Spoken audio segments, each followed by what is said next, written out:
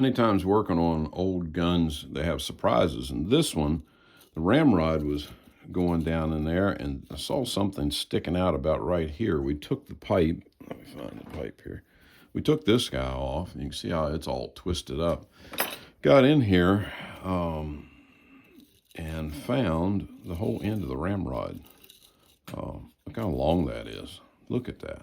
I have never had one that had a furrow on it that was that extremely long from end to end. Kind of messed up here on the end because it got bound up in here. I finally got it out of there.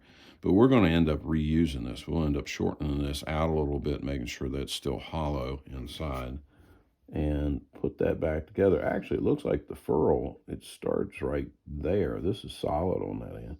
So that may have actually screwed in there. We'll find out. But we're going to reinstall that back on this beautiful Fowler. But every gun has its little secrets. One time I actually found one of these entry pipes inside of the barrel. I went and rolled through and then put a ramrod down to see if it was loaded, and it showed that it was empty with a steel rod. But then when I got ready to weld the breech up to do a conversion back to flint, I looked in there, I could see something. And what it was is just the little tail of the entry pipe was dropped down inside the barrel. Pulled it out, was able to actually just put it right back where it went on the musket that we were working. But just wanted to show you a little recap. This is kind of cool. Been in there a long time, as you can see. So we'll get it back down in there for the next generation. Bye, guys. We are working on a new thimble. One of the thimbles on the Matawan Historical Society Hudson Valley Fowler was missing. So this is what we're needing to reproduce. We're coming through. The way I do thimbles, I don't think I've ever done any videos on it. Basically, it's 2 tabs. I take a pattern like this little pattern I've had for years.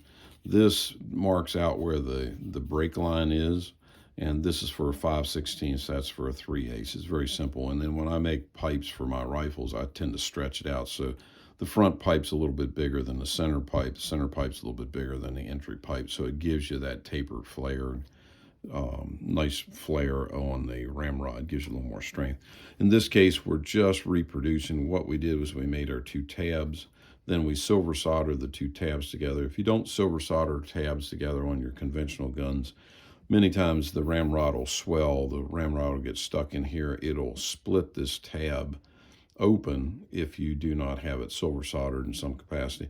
And what it does, it splits and cracks the ramrod channel all the way down through the back of it. So done the tabs, we've gone through, we're starting just to mark off these lines that you see on the original. We'll straighten this one out before it's over, but we're going to come through and repeat each one of these things plus this vase effect, and ultimately we'll distress it so it matches color-wise and beat it up a little bit. So work out some of our anger management skills on a little piece of brass.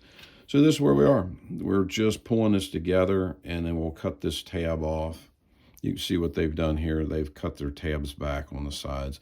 The more you get rid of this material on the bottom, you're only catching a pin. Sometimes I'll put 2 pins in so you leave the 2 fingers coming up. But when you leave that entire tab through on a conventional build job, you're actually splitting that much wood out of that weakest point on your forestock with that web that's in between your barrel and your ramrod. So go ahead and try to trim these down as tight as you can. Normally I'd take them even farther than that, even down into that section, but we're reproducing what's here. So he's just got a little tiny bit of tab. You can also see he doesn't have a whole lot sticking out this way. It's not like it's getting into the barrel. He's actually doing as minimal amount of material loss as you can. This is a gun that's pushing in the 1750s, 1760s period. So they were very knowledgeable about the craftsmanship, and they cared. You look at the details on these pipes. We've got one more in here that we took out. There's the sister to it. And see the symmetry between these two is very, very close. I would say I use a micrometer. So I'm coming in there with this kind of a tool, and I'm actually measuring each line and reproducing that to a T as much as I possibly can to reproduce those type of pipes. And you can see his are very, very consistent. Either had a very good eye or he was using some kind of a scribe to keep them consistent. So we'll give you an update once we get this pipe farther along. Hopefully we can get this tonight, but I think it's about supper time, and I think the dog's about ready to call today as well. So catch you later, guys. We've gotten a lot of our lines cut in on this job. Let's get it up here so you can see it. And like I say, we were comparing it with this one. So we're getting there. My lines are still, even as fine as these are, I got to refine those down just a little bit. The main tools I'm using, we scribe the lines, I said, with the micrometer. I use a file, a 3-corner file. This isn't super sharp, but when you grind it, I just run across the back of the grinder and then flatten this out. This actually has a little bit of a cove to it going across, which is nice because it makes these edges very, very super sharp. Cutting in there, rolling in there with rounds. We'll finish out with some really fine triangle files like so, and a few like this. But we're pretty much to the point. This is done, all but just a little bit of cleanup work. It doesn't take a long time. You've never made pipes before for guns. I prefer to make pipes for all my guns because it makes it so individual. You're not pulling out of a Ziploc bag. Every single pipe may be different, but at least it's all yours. It's not something that you're pulling out and just manufacturing from stuff that everybody else's all look exactly the same. The first couple times you'll find it's a little bit, it's a lot of work, but there's satisfaction that you get from it is well worth it. And in this case, with restoration, there's no pipe out there that even comes close to this. You can see how this one's been put together. So that's where we are. I think we're going to stop with that for the evening, and I hope everybody else has a good day. Last recap on the pipes, we went ahead and polished this one up. You can see where we've mimicked basically the same thing across the board. Keep in mind, when you're making pipes, not all of them are the same. This one's even a different size than what that one is. They were freehand a lot of this stuff as well. But give it a try. It's fun to make pipes. I think it's satisfying because they don't look like anything else that's out there.